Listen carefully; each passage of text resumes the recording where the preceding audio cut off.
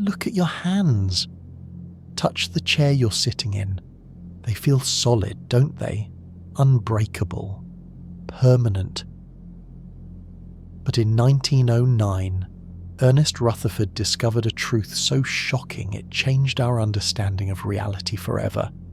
He discovered that the solid world is an illusion, that every mountain, every ocean, and every person is made of 99.9% nothing.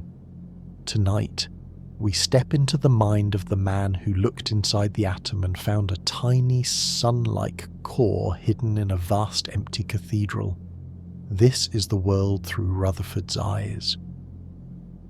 Welcome to Sleep Entangled. This is episode 5 of Through Their Eyes, Science's Greatest Minds, our series exploring profound science through the lives and journeys of history's most brilliant thinkers. Today, we enter the world of Ernest Rutherford, the physicist who split the atom, discovered the nucleus, and revealed that matter is mostly empty space. If you find wonder in these explorations, remember to subscribe and let curiosity guide your nights. Now settle in, breathe deeply, and discover how one experiment changed our understanding of matter forever.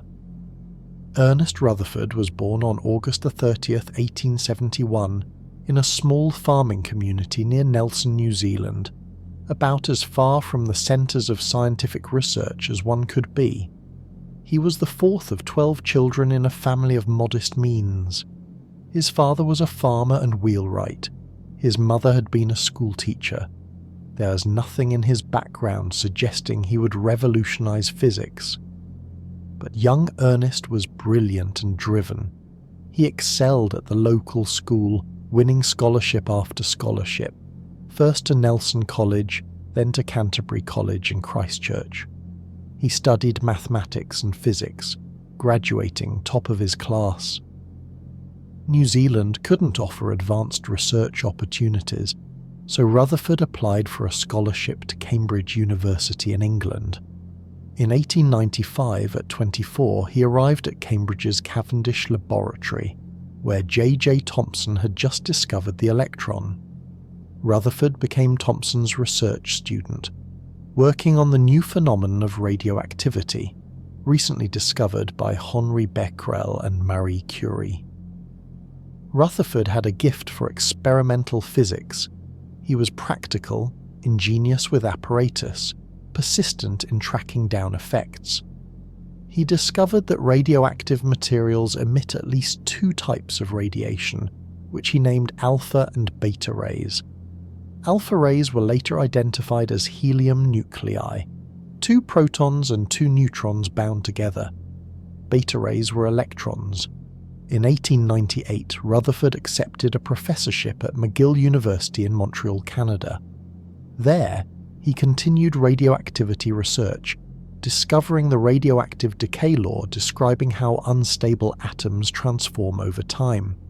He coined the term half-life, the time required for half of a radioactive sample to decay. This work would eventually earn him the 1908 Nobel Prize in Chemistry, though he considered himself a physicist. In 1907, Rutherford moved to the University of Manchester in England, where he established a world-class research group. It was here, between 1909 and 1911, that he directed the experiments leading to his greatest discovery, the atomic nucleus. The gold foil experiment, as it became known, was conducted by his students Hans Geiger and Ernest Marsden under Rutherford's guidance.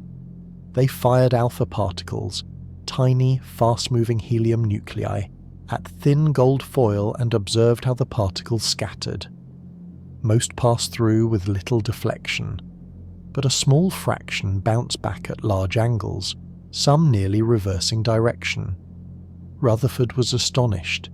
He later said it was the most incredible event that has ever happened to me in my life. It was almost as incredible as if you fired a 15-inch shell at a piece of tissue paper and it came back and hit you. This result couldn't be explained by the prevailing model of the atom, J.J. Thomson's Plum Pudding model, which imagined atoms as diffuse spheres of positive charge with electrons embedded like plums in pudding. Such a structure couldn't produce large-angle scattering. Rutherford proposed a radical alternative. Atoms have a tiny, dense, positively charged nucleus containing nearly all the atom's mass, with electrons orbiting in the surrounding space. Most alpha particles pass through the empty space. A few come close to the nucleus and are deflected by its intense electric field. A very few hit nearly head-on and bounce backward. This nuclear model of the atom was revolutionary. It meant matter is mostly empty space. The nucleus is incredibly small, about 100,000 times smaller than the atom itself. If an atom were the size of a football stadium, the nucleus would be a marble at the centre. Rutherford continued research for decades, discovering the proton in 1917, predicting the neutron, discovered by his student James Chadwick in 1932, mentoring brilliant physicists including Niels Bohr. He became director of the Cavendish Laboratory in 1919, succeeding J.J. Thomson. He was knighted, made a baron, honoured worldwide. He died unexpectedly in 1937 at 66 from complications of a strangulated hernia. His ashes were buried in Westminster Abbey near Newton and other scientific giants, recognition of his immense contributions. Rutherford's legacy is profound. He revealed atomic structure, discovered radioactive decay, split the atom, founded nuclear physics. His experimental genius and bold theoretical insights transformed our understanding of matter. This is his story, the journey from New Zealand farm to the atomic nucleus, from solid matter to mostly empty space. Let's begin where Rutherford began, with the mystery of what atoms are made of. Chapter 1. The atom before Rutherford. In the early 1900s, atoms were known to exist, but their internal structure was mysterious. The very word atom comes from Greek atomos, meaning indivisible. The idea that matter is composed of tiny, unbreakable particles dates back to ancient Greek philosophers like Democritus and Leucippus. For over 2,000 years, atoms remained philosophical speculation. No one could see them or prove they existed. Some scientists doubted they were real, viewing them as convenient fictions for explaining chemical reactions and gas behaviour. That changed in the 19th century. John Dalton's atomic theory, proposed in 1803, explained chemical combinations. Elements combine in fixed proportions because they're made of atoms joining in definite ratios. Water is always two hydrogen atoms bonding with one oxygen atom, H2O. This explained why water is always 11% hydrogen and 89% oxygen by mass. Throughout the 1800s, evidence for atoms accumulated. Dmitri Mendeleev organized elements into the periodic table, revealing patterns suggesting atoms have internal structure. Spectroscopy showed elements emit characteristic colors when heated. Sodium gives yellow, copper gives blue-green. This hinted at something inside atoms producing specific light frequencies. But what were atoms made of? Were they truly indivisible solid spheres, or did they have parts? For most of the 19th century, no one knew. The breakthrough came in 1897 when J.J. Thomson discovered the electron. Thomson experimented with cathode rays, mysterious radiation produced in vacuum tubes when high voltage is applied. He showed these rays were streams of negatively charged particles much lighter than atoms. He called them electrons. This discovery was revolutionary. Atoms weren't indivisible. They contained smaller particles. Electrons could be removed from atoms, creating ions. Atoms had structure, components, internal organization. Thomson proposed a model, Atoms are spheres of positive charge with electrons embedded throughout, like plums in pudding or raisins in a cake. The positive charge is spread uniformly through the atom's volume. Electrons are scattered within it, held by electrostatic attraction. The positive and negative charges balance, making atoms electrically neutral. This plum pudding model was reasonable given available evidence. It explained how electrons could be removed, creating positive ions. It explained why atoms are normally neutral. It gave atoms a structure consistent with known physics. But Thomson's model had limitations. It couldn't explain atomic spectra, the specific colors elements emit. It couldn't explain why atoms have particular sizes or why the periodic table has its pattern. It was a starting point, not a complete theory.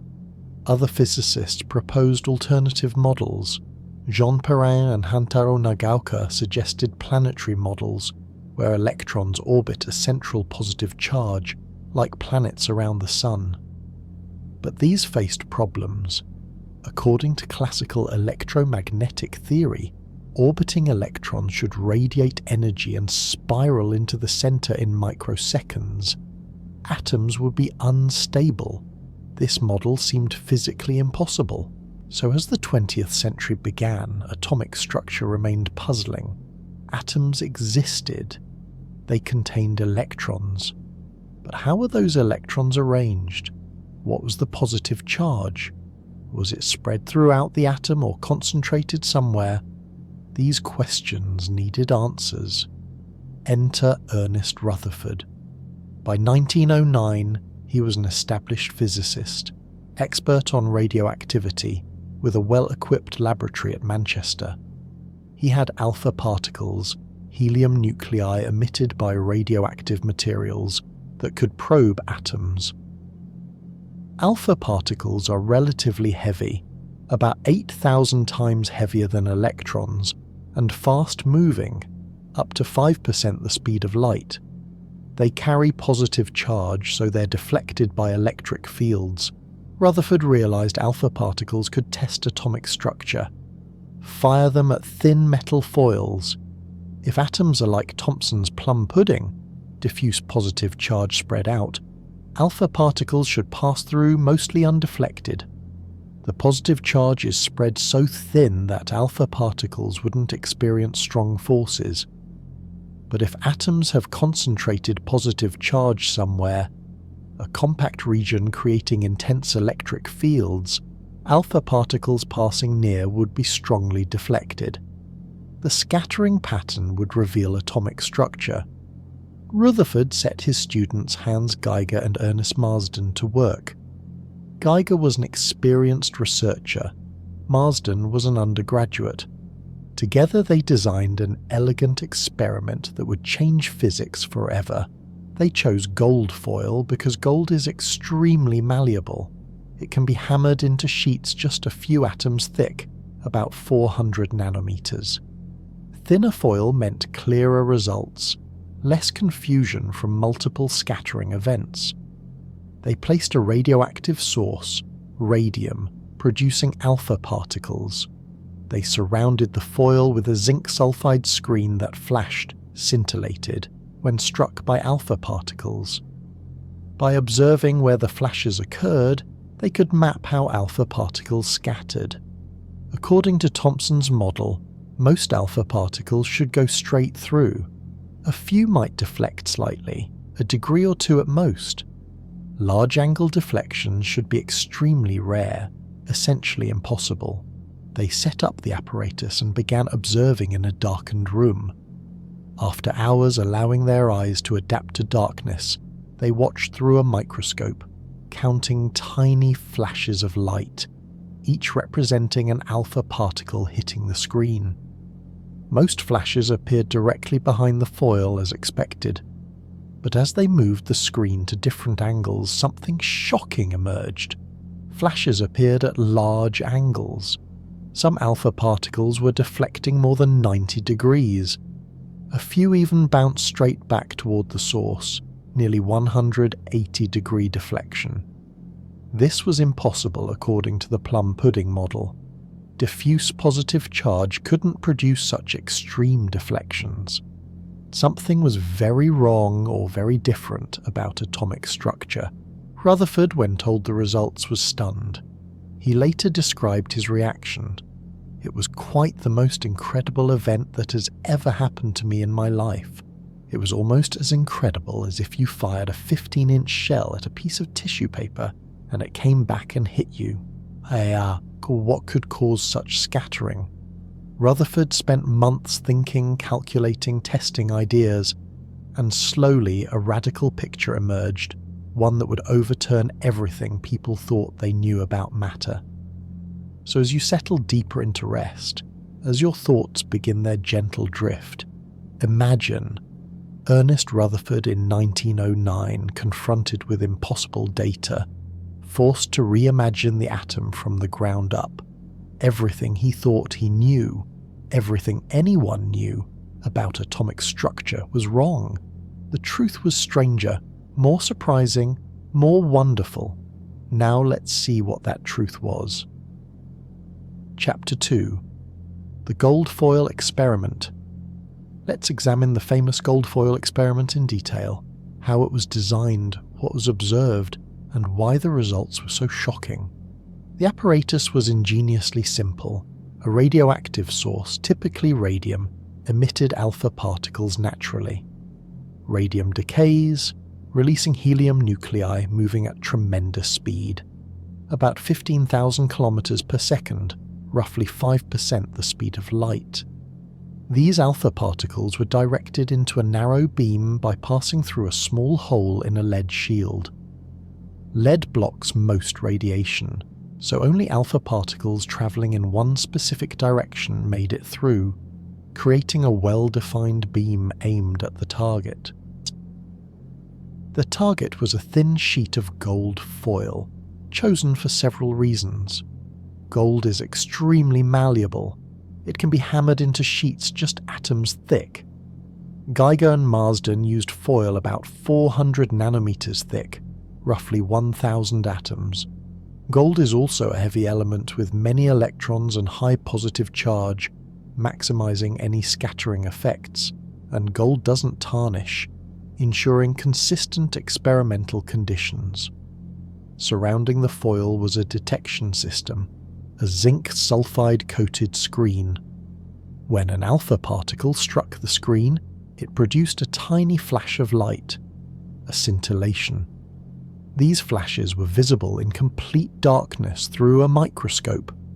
Geiger and Marsden sat in darkened rooms for hours, eyes adapted to darkness, counting individual flashes at different angles around the foil. This was painstaking work. Each flash lasted a fraction of a second. They had to remain alert, counting hundreds or thousands of scintillations over hours.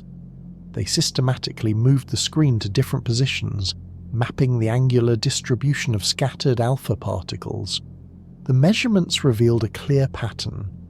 Most alpha particles, the vast majority, passed through the foil with little or no deflection, appearing on the screen directly opposite the source. This was expected. Alpha particles are fast and massive. Thin foil shouldn't stop them. But a small percentage deflected at larger angles. About 1 in 8,000 deflected more than 90 degrees. Some deflected nearly 180 degrees, bouncing straight back. This was the shocking result. Why was this shocking? Consider what Thomson's Plum Pudding model predicted. In that model, an atom is a sphere of diffuse positive charge, roughly 10 to the power of minus 10 meters in diameter, with electrons scattered throughout. An alpha particle passing through encounters positive charge spread thinly over a large volume. The electric forces are weak, producing only tiny deflections. Geiger and Marsden calculated, if atoms were like plum pudding, the maximum deflection angle for an alpha particle passing straight through a thin foil should be about 1 degree. Large deflections, 90 degrees or more, would require impossible conditions, like an alpha particle hitting many atoms in exactly the right sequence to accumulate deflection, with odds astronomically small. Yet large-angle scattering was observed repeatedly, consistently, unmistakably. The data couldn't be explained away or dismissed. Something fundamental was wrong with the Plum Pudding model. Rutherford began thinking about alternatives. What kind of atomic structure could produce large-angle scattering? He approached it mathematically. An alpha particle has positive charge. It's deflected by electric fields from charged particles in atoms. For large deflections, the electric field must be intense, much stronger than what diffuse charge produces. Strong electric fields require concentrated charge. If an atom's positive charge is compressed into a tiny region, far smaller than the atom itself, the electric field near it becomes enormous. An alpha particle passing close experiences intense force, potentially deflecting dramatically. Rutherford proposed a radical model. Atoms have a tiny, dense nucleus at the center, containing all the positive charge and nearly all the mass. Electrons orbit in the surrounding space. The nucleus is incredibly small, about 10 to the power of minus 15 meters in diameter, compared to the atom's 10 to the power of minus 10 meter diameter. That's 100,000 times smaller. Most of the atom is empty space. With this model, scattering made sense. Most alpha particles pass through empty space between atoms or within atoms, missing nuclei entirely. These particles pass through undeflected or with tiny deflections from distant electric fields. But a few alpha particles, about 1 in 8,000, pass close to a nucleus. The intense electric field near the tiny, massive, positively charged nucleus deflects them strongly. An alpha particle approaching head-on, hitting nearly directly toward the nucleus, experiences such enormous repulsive force that it reverses direction, bouncing back toward the source. Rutherford developed a mathematical formula, now called the Rutherford scattering formula, predicting how many alpha particles deflect at each angle given his nuclear model. The formula depended on the nucleus's charge, the alpha particle's energy and charge, the foil's thickness and atomic composition, and the scattering angle. He compared predictions with Geiger and Marsden's data. The agreement was remarkable. The nuclear model explained not just that large-angle scattering occurred, but exactly how much occurred at each angle. This was powerful confirmation. In 1911, Rutherford published his results in a paper titled The Scattering of Alpha and Beta Particles by Matter and the Structure of the Atom. He presented the nuclear model, derived the scattering formula, compared it with experimental data, and argued that atoms must have concentrated positive charge in a tiny nucleus. The scientific community reacted with amazement and skepticism. The model seemed crazy. Atoms are mostly empty. Solid matter is an illusion. A marble-sized nucleus in a stadium-sized atom. Yet the mathematics worked. The data fit. Large-angle scattering was undeniable. Over the next few years, Geiger and Marsden refined their experiments. They tested different foil materials, silver, copper, aluminum, finding the same scattering pattern, confirming the model's generality. They varied alpha particle energy and foil thickness, always finding agreement with Rutherford's formula. By 1913, the nuclear model was widely accepted, but it raised new questions. If electrons orbit a tiny nucleus, why don't they collapse inward? Classical physics predicts orbiting charged particles radiate energy, spiraling into the nucleus in microseconds. Atoms should be unstable, yet they're stable. Elements exist, chemistry works, matter persists. This puzzle led Niels Bohr to propose quantum theory of atoms in 1913, introducing quantized energy levels, but that's another story for another episode. Rutherford's contribution was revealing atomic structure experimentally and proposing the nuclear model. He showed atoms are mostly empty space, with mass and positive charge concentrated in an incredibly tiny nucleus.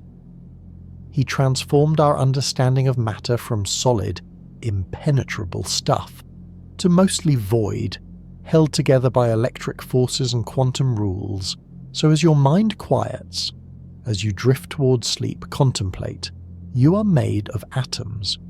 Those atoms are mostly empty space. The chair you sit on, the walls around you, your own body, mostly emptiness, with tiny nuclei separated by vast distances on atomic scales. Solidity is an illusion created by electric forces between electrons in neighbouring atoms repelling each other.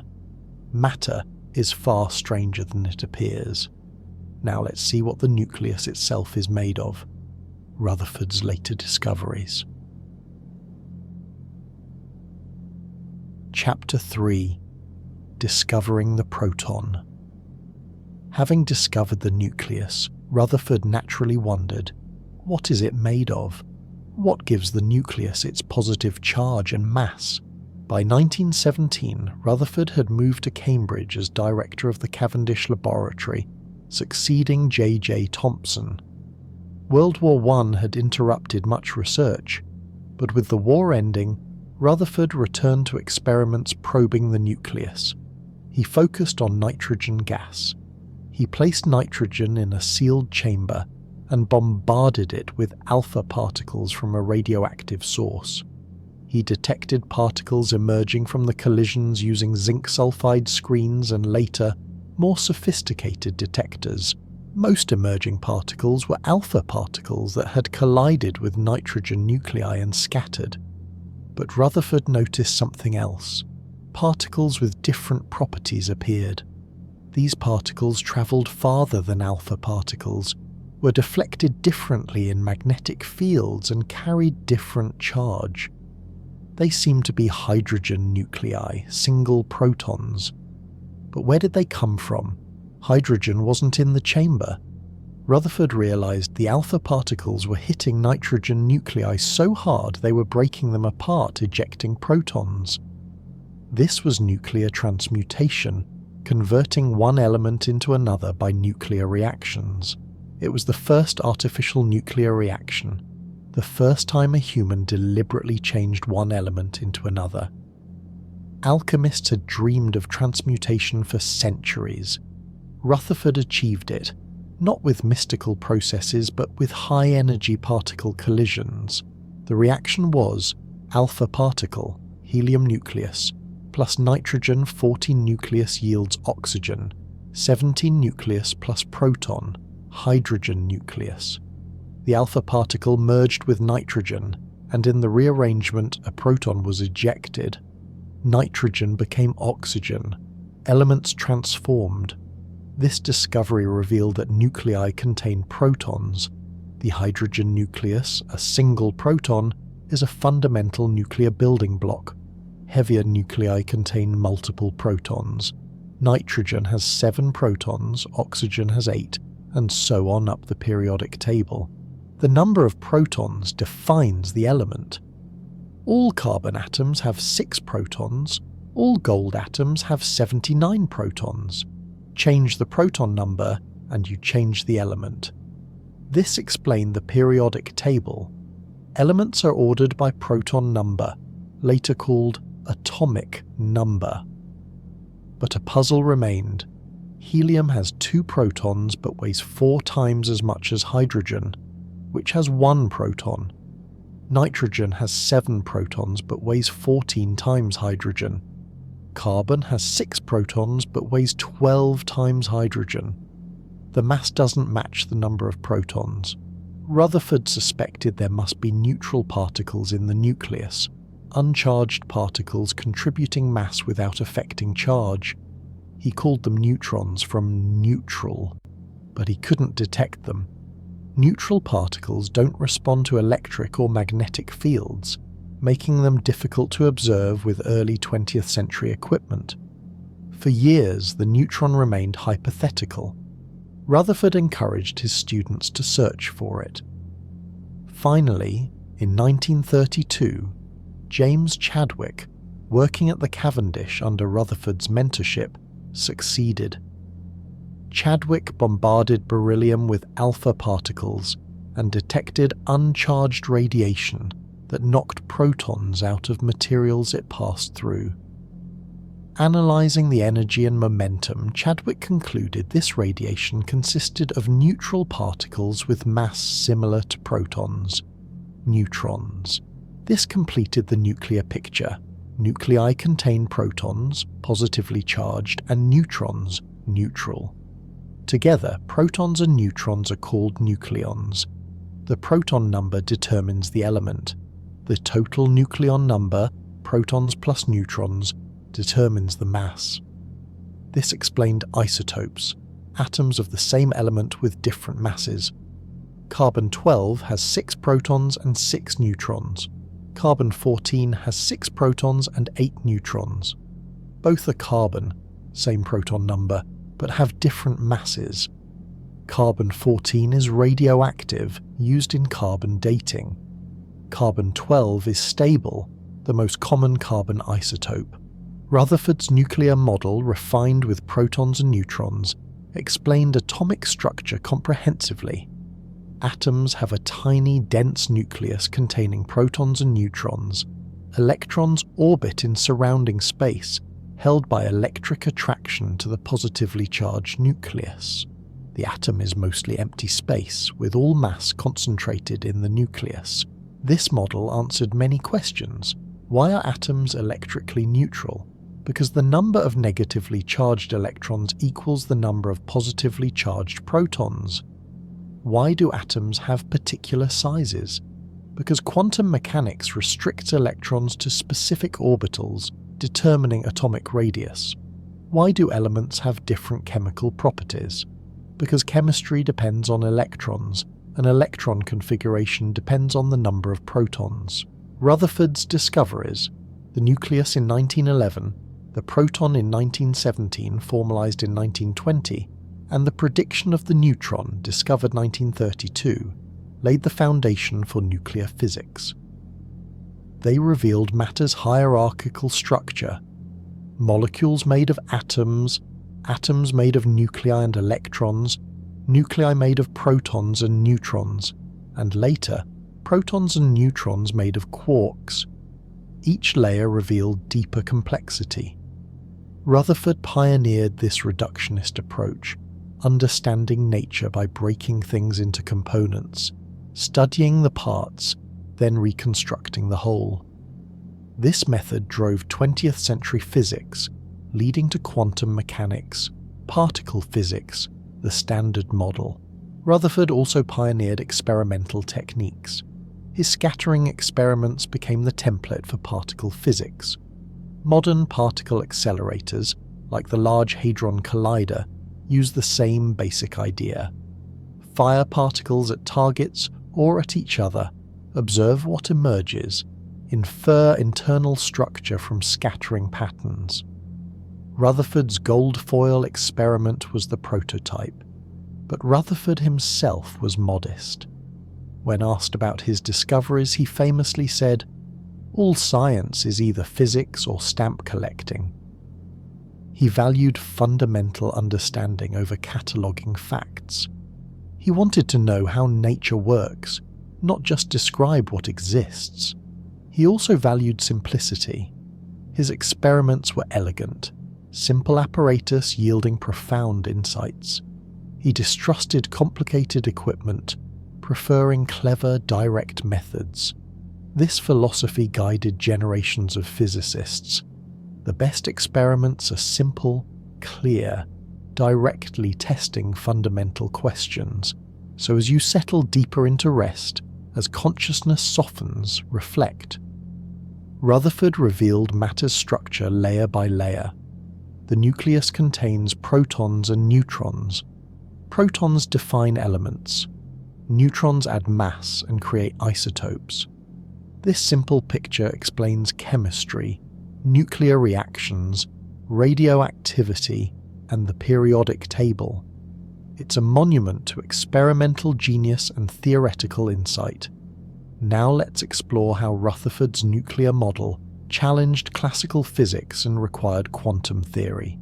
If you're still with us on this journey through Rutherford's atomic universe, you're part of something rare. Curious minds willing to explore how reality is mostly empty space, how solid matter is an illusion, how one experiment changed physics forever. A quick subscribe helps others find this contemplative voyage where science and wonder merge. Now, let's continue into the quantum mysteries the nuclear model revealed. Chapter 4: The Nuclear Atom and Quantum Theory. Rutherford's nuclear model created a crisis in physics. The model explained experimental data beautifully, scattering patterns, atomic masses, chemical properties, but it violated fundamental laws of classical physics. According to 19th century electromagnetic theory, the nuclear atom should be impossible. Here's the problem. Electrons orbit the nucleus like planets orbit the sun, held by electric attraction instead of gravity. But Maxwell's electromagnetic theory says accelerating charged particles radiate energy. An electron moving in a circular orbit is constantly accelerating, changing direction, even if its speed is constant. Therefore, it should emit electromagnetic radiation, losing energy continuously. As an electron loses energy, its orbit shrinks. It spirals inward toward the nucleus. According to calculations, this collapse should take about 10 to the power of minus 11 seconds, 100 billionth of a second. Atoms should be spectacularly unstable, collapsing almost instantly after forming. Yet atoms exist. They're stable. Matter persists. Chemistry works. The nuclear model matched experiments but contradicted theory. Something was deeply wrong, or physics needed fundamental revision. The solution came from Niels Bohr, a young Danish physicist who joined Rutherford's Manchester group in 1912, shortly after the nuclear model was proposed. Bohr was brilliant, deeply thoughtful, willing to question assumptions others took for granted. Bohr proposed a radical idea. Classical physics doesn't apply to atoms. At atomic scales, new rules govern, quantum rules. Electrons in atoms can only occupy specific orbits with specific energies. These allowed orbits are quantized, discrete, not continuous. An electron can be in one allowed orbit or another, but never in between. Furthermore, electrons in these allowed orbits don't radiate energy. They remain stable indefinitely, neither gaining nor losing energy. Only when an electron jumps from one allowed orbit to another does it emit or absorb energy, in the form of a photon, a quantum of light with energy equal to the difference between orbit energies. This explained atomic stability. Electrons occupy the lowest available energy orbit, the ground state. Since they can't radiate energy while in an allowed orbit, they remain there stably. Atoms don't collapse. It also explained atomic spectra, the specific colors elements emit when heated. Each element has unique allowed electron orbits. When electrons jump between these orbits, they emit photons with specific energies corresponding to specific colors. Sodium's yellow color, hydrogen's red-blue spectrum, helium's multicolored glow, all arise from electrons jumping between quantized energy levels. Bohr's model was revolutionary but incomplete. It worked well for hydrogen, one electron orbiting one proton, but struggled with heavier atoms. It mixed classical and quantum ideas awkwardly, keeping electron orbits but adding quantum restrictions without clear justification. Over the next 15 years, physicists developed a complete quantum theory, quantum mechanics. Louis de Broglie proposed that particles have wave properties. Electrons aren't just particles, they're also waves with wavelength inversely proportional to momentum. This wave nature explains quantized orbits. Allowed orbits are those where the electron's wave fits around the nucleus in a whole number of wavelengths. Werner Heisenberg developed matrix mechanics, describing quantum systems with arrays of numbers representing observable quantities. Erwin Schrödinger developed wave mechanics, describing electrons with wave functions solving the Schrödinger equation. These approaches were mathematically equivalent, providing a complete quantum theory of atoms. And quantum mechanics explained everything the Bohr model did and much more. It described electron orbitals, three-dimensional probability distributions where electrons are likely to be found. It explained chemical bonding, the periodic table structure, why some materials conduct electricity and others don't. It became the foundation for modern chemistry, materials science, electronics. But quantum mechanics was strange, deeply counterintuitive. Particles have wave properties. Measurements disturb systems. You can't know both position and momentum precisely. Heisenberg's uncertainty principle. Electrons don't have definite locations until measured. They exist in probabilistic clouds described by wave functions. This weirdness bothered many physicists, including Einstein, who famously said God does not play dice. But the theory worked. It predicted experimental results accurately. It explained atomic behavior comprehensively. By the 1930s, quantum mechanics was accepted as the correct description of atomic and subatomic phenomena. Rutherford himself was skeptical of quantum mechanics initially. He was an experimentalist, distrustful of abstract mathematics without direct experimental grounding. But he recognized the theory's success and encouraged younger physicists to develop and test it.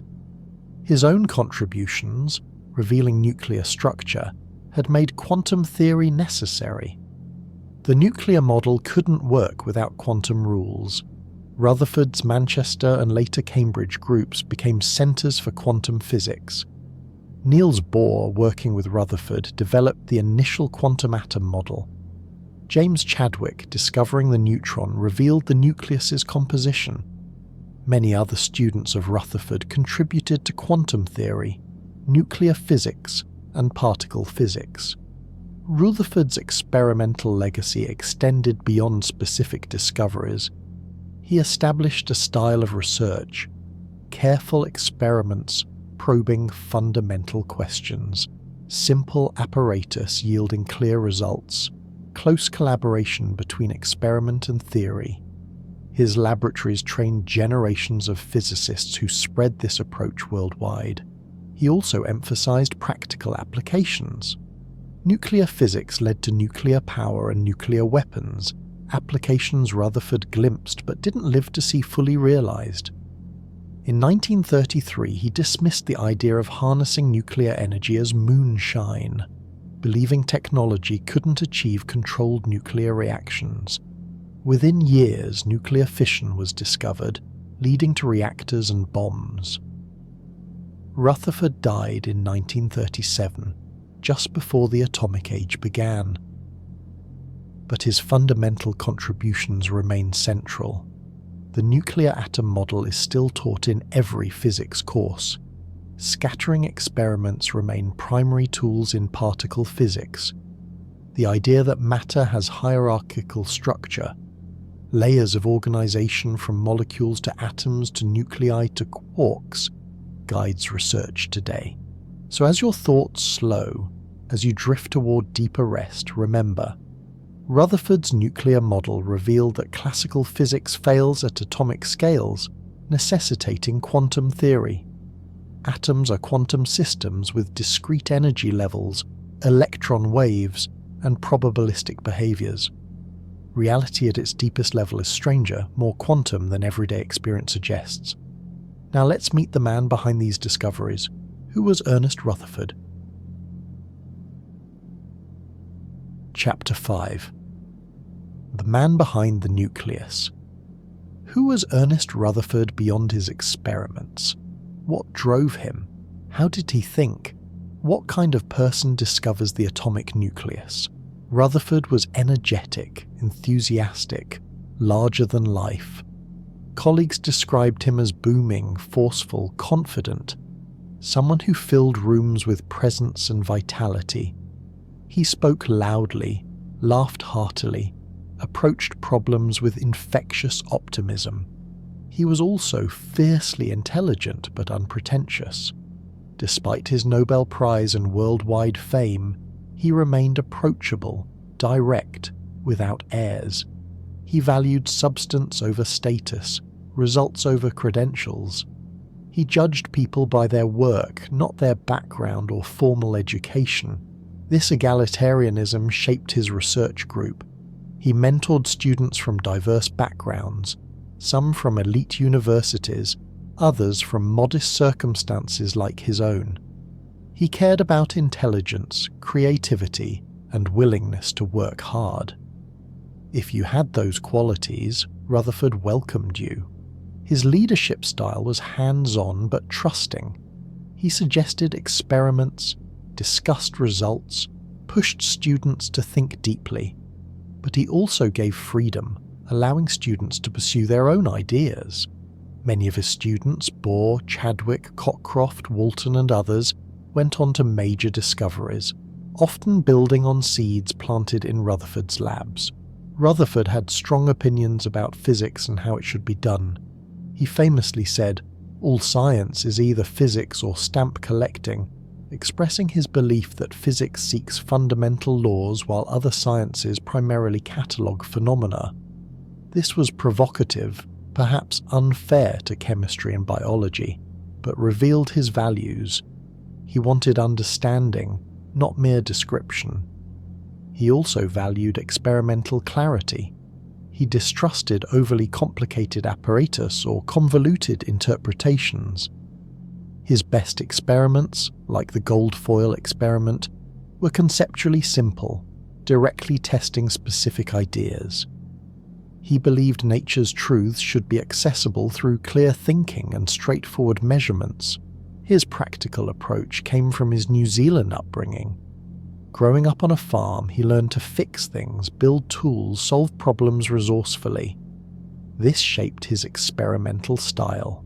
Improvise, adapt, use simple means to achieve sophisticated ends. Many of his breakthroughs came from clever use of basic equipment.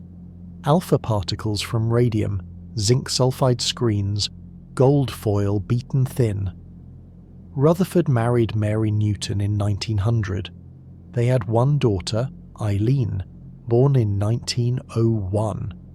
Mary was supportive, creating a stable home life, allowing Rutherford to focus on research. Eileen later married physicist Ralph Fowler, continuing the family's scientific tradition. Rutherford was devoted to his family, though his intense research schedule often kept him away. He loved his work deeply. Colleagues reported he whistled while doing experiments, sang loudly in the laboratory, showed boyish excitement when results came in. He never lost enthusiasm for discovery, maintaining curiosity and wonder throughout his career. Rutherford also had a playful side. He enjoyed humour, told jokes, engaged in friendly banter with colleagues. He could be blunt, sometimes insensitive, but without malice. He simply spoke his mind, often forgetting that not everyone shared his robust confidence. Politically, Rutherford was pragmatic and moderate. He avoided extreme positions, focused on science rather than ideology. During World War I, he contributed to anti-submarine warfare research, but remained primarily committed to fundamental physics. He believed science should serve humanity, but resisted pressure to subordinate research to political goals. As director of the Cavendish Laboratory, from 1919 to 1937, Rutherford shaped British physics profoundly. He recruited talented researchers, secured funding for experiments, maintained high standards. The Cavendish became the world's premier physics laboratory during his tenure, producing discoveries in nuclear physics, particle physics, and quantum mechanics. He was honoured extensively. Nobel Prize, 1908. Knighthood, 1914. Made Baron Rutherford of Nelson, 1931. Numerous medals and memberships in scientific societies worldwide. He was buried in Westminster Abbey, near Newton and other scientific giants, one of the highest honours Britain gives. But despite fame, Rutherford remained grounded. He remembered his farm origins, valued practical work and distrusted pretension. He once said, "If your experiment needs statistics, you ought to have done a better experiment." He wanted clear, unambiguous results, not marginal effects requiring statistical analysis to discern. His death in 1937 was unexpected. He developed a strangulated hernia, a surgical emergency.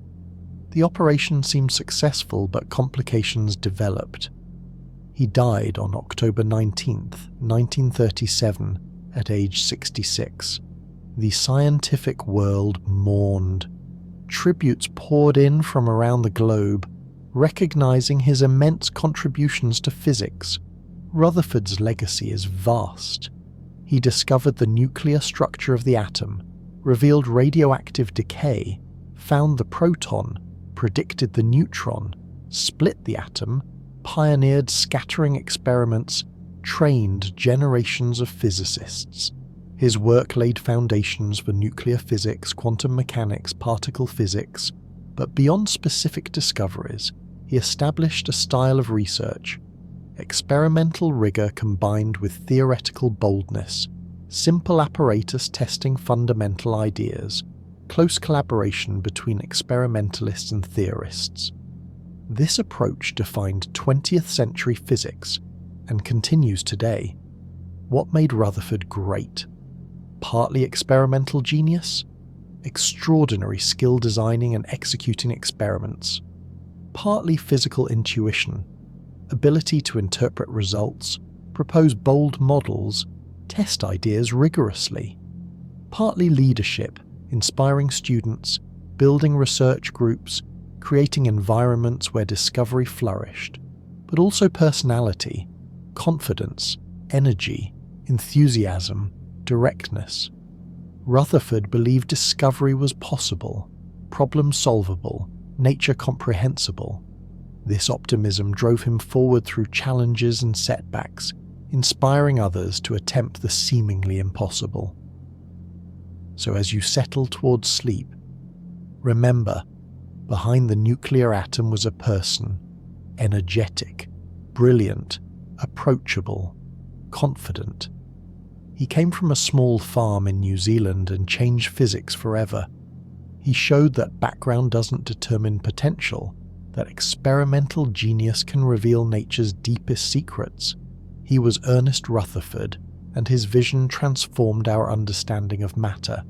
Now, for our final reflection, let's consider what Rutherford's discoveries mean for how we understand reality today. Chapter 6: Empty Space and Nuclear Power.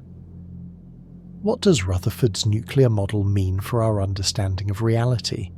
What are its implications and applications? First, solidity is an illusion. You're sitting right now, perhaps on a chair. The chair feels solid, impenetrable, but it's mostly empty space.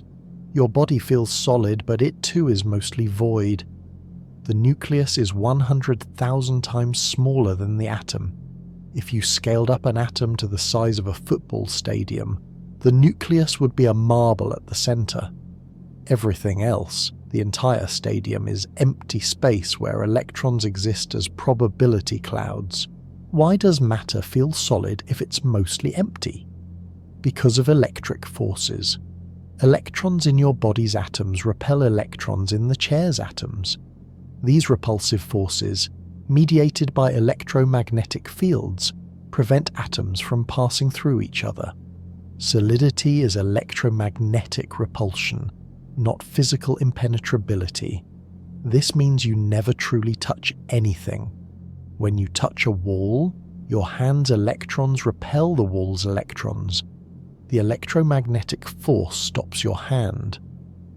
At the atomic level, a tiny gap remains, perhaps a few nanometers, between your hand's atoms and the wall's atoms.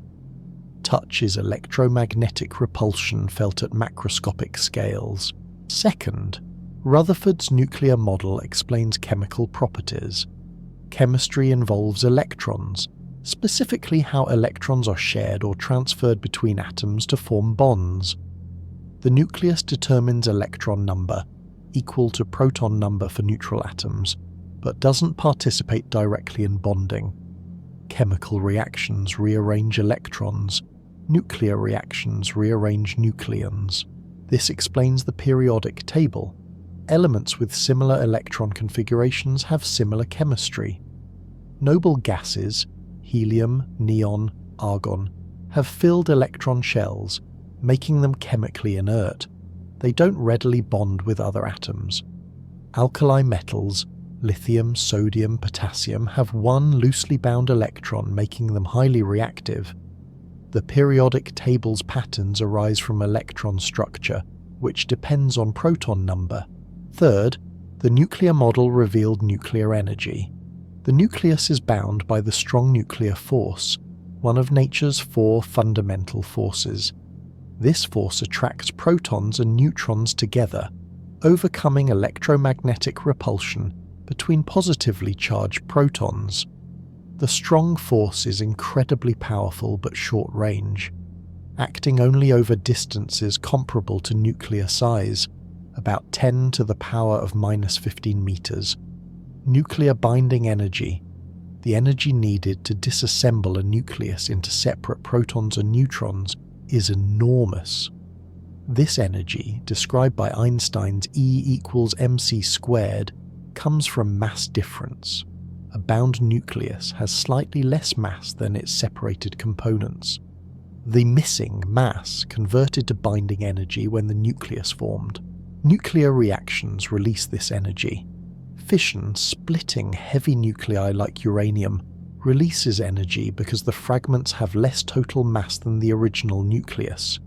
Fusion, combining light nuclei like hydrogen into helium, releases energy for the same reason. The sun shines by fusion, converting hydrogen to helium, releasing energy powering life on Earth. Rutherford glimpsed nuclear energy's potential, but was skeptical about harnessing it.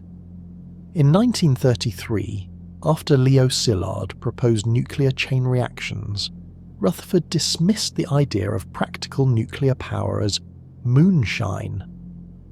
He believed controlled nuclear reactions were impossible with available technology. Within years, he was proven wrong. In 1938, Otto Hahn and Fritz Strassmann discovered nuclear fission. In 1942, Enrico Fermi achieved the first controlled nuclear chain reaction in Chicago. By 1945, nuclear weapons had destroyed Hiroshima and Nagasaki. Nuclear power plants followed, generating electricity from controlled fission. Rutherford died in 1937, missing these developments. We can only speculate how he would have reacted. Likely he'd be amazed by the scale of nuclear energy, millions of times more powerful than chemical energy. Likely he'd be horrified by nuclear weapons but hopeful about nuclear power. He was practical and optimistic, believing science should benefit humanity. Fourth, Rutherford's scattering experiments established a methodology still central to physics. Modern particle accelerators, like the Large Hadron Collider, use the same basic approach. Collide particles at high energy, observe what emerges, infer internal structure from scattering patterns. When protons were themselves probed with high-energy scattering experiments in the 1960s and 70s, they revealed internal structure, quarks. Protons and neutrons aren't fundamental particles. They're composed of quarks bound by gluons. The nuclear model expanded. Atoms contain nuclei. Nuclei contain nucleons. Nucleons contain quarks. This reductionist program, understanding complexity by breaking it into simpler components, drives modern physics. Every discovery reveals deeper layers, molecules to atoms to nuclei to nucleons to quarks. Each layer has its own forces, rules, behaviours. Rutherford pioneered this approach. Fifth, the nuclear model connected to cosmology. The Big Bang theory explains how nuclei formed in the early universe. In the first few minutes after the Big Bang, the universe was hot and dense enough for nuclear fusion. Hydrogen nuclei fused into helium with traces of lithium and beryllium. Heavier elements formed later in stars, then dispersed by supernovae. Every atom in your body except hydrogen was forged in a star. Carbon, nitrogen, oxygen, calcium, iron, all created by nuclear fusion in stellar cores or supernova explosions. You are quite literally made of stardust, atoms assembled in stars billions of years ago, scattered through space, eventually coalescing into planets and life. This cosmic connection, nuclear physics explaining elemental origins, shows how Rutherford's atomic model links to the universe's structure and history. Matter's composition reflects cosmic evolution, from the Big Bang through star formation to planet building and life. Finally, Rutherford's work exemplifies science's power to reveal hidden reality. Before 1911, no one knew atoms had nuclei. The nuclear structure was completely unexpected, not predicted by theory, not anticipated by speculation, only revealed by careful experiment. Nature surprised us, showing reality as stranger than we imagined. This is science's beauty. It doesn't just confirm what we think, it reveals what we don't know, can't imagine, never suspected. Rutherford's gold foil experiment exemplifies this. Alpha particles bouncing backward were incredible. Rutherford's own word. But the data was undeniable, forcing a radical new model. Science progresses through such surprises, unexpected results forcing new understanding. The nuclear atom wasn't deduced from first principles, it was discovered by letting nature speak through experiments, then listening carefully even when nature says something unexpected. So as you drift deeper towards sleep, as thoughts dissolve and consciousness fades, hold this. Matter is mostly empty space, held together by forces and quantum rules. Solidity is electromagnetic repulsion. Energy is mass transformed. You are stardust, atoms forged in stellar furnaces, bound by nuclear forces into the elements of life. Rutherford revealed this hidden structure, showing that reality beneath appearances is far stranger, emptier, yet more wonderful than everyday experience suggests. Now for our final thoughts on Rutherford's legacy. Chapter 7. Empty Space and Solid Truth. We've journeyed through Rutherford's atomic world, from plum pudding to nuclear structure, from gold foil experiments to quantum theory, from stable nuclei to cosmic origins. Now let's reflect on what his discoveries mean. Rutherford revealed that matter is mostly void. Atoms are nearly empty, with mass and charge concentrated in tiny nuclei. This seems paradoxical. How can emptiness feel solid? The answer: forces fill the void. Electromagnetic fields pervade atomic space, creating repulsion between electrons, making matter behave as if solid despite being mostly empty. This insight connects to Maxwell's electromagnetic theory from our last episode. Fields aren't just mathematical abstractions, they're physically real, filling space, creating forces, making matter feel solid. Rutherford's nuclear atom demonstrated this. Without electromagnetic forces between electrons, matter would collapse. The void is structured, filled with fields giving substance to otherwise empty space. Rutherford also showed that experiments can overturn established models. The Plum Pudding model seemed reasonable given 1900-era knowledge. But one well-designed experiment, alpha particles scattering from gold foil, falsified it definitively. Nature spoke clearly. Atoms have concentrated positive charge, not diffuse charge. The nuclear model was required regardless of how strange it seemed. This is science's strength. It's self-correcting. When experiments contradict theory, theory must change. No model is sacred. Evidence rules. Rutherford exemplified this attitude. He proposed bold models but tested them rigorously, accepting revision when data demanded it. His legacy extends beyond specific discoveries. He established experimental particle physics as a discipline. His scattering method became the template for probing matter's structure at ever smaller scales. His collaborative approach, working closely with students and colleagues, created research environments where discovery flourished. He trained generations of physicists who spread his experimental style worldwide. 11 Nobel Prizes came from Rutherford's laboratories, his own plus 10 awarded to students and collaborators. This extraordinary record reflects not just Rutherford's brilliance, but his ability to inspire, guide, and empower others. Rutherford also showed that scientific greatness doesn't require privileged background. Born on a New Zealand farm far from science's centres, he reached the pinnacle through intelligence, hard work, and opportunity. His success demonstrates that talent exists everywhere. What varies is access to education and research opportunities. His story is inspiring but also cautionary. We don't know how many potential Rutherfords never got opportunities to develop their talents. How much genius is lost to poverty, discrimination, lack of access to education? Rutherford was lucky. Scholarships funded his education, mentors recognized his potential, positions opened at the right moments. Science benefits from diversity, diverse backgrounds, perspectives, approaches. Rutherford's outsider status perhaps helped.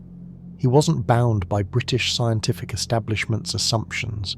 He thought independently, questioned authority, pursued ideas others dismissed.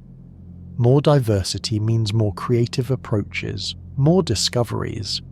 What would Rutherford think of modern physics? He'd be amazed by particle accelerators, colliding protons at energies billions of times higher than his alpha particles. He'd be fascinated by quarks, gluons, the Standard Model, the continued reductionism he pioneered.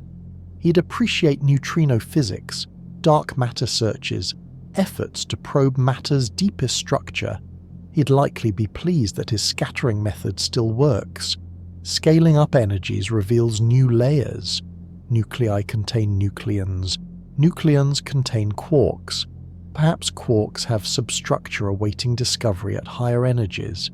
His experimental philosophy, probe with energetic particles, observe scattering, infer structure, remains central. He'd probably be impatient with overly abstract theory disconnected from experiment. Rutherford valued experimental grounding, practical tests, clear results. Modern theoretical physics sometimes ventures into realms difficult to test empirically. String theory, multiverse proposals, speculative ideas about quantum gravity. Rutherford would demand experiments, evidence, testable predictions, but he'd also recognize that great ideas sometimes precede experimental capability.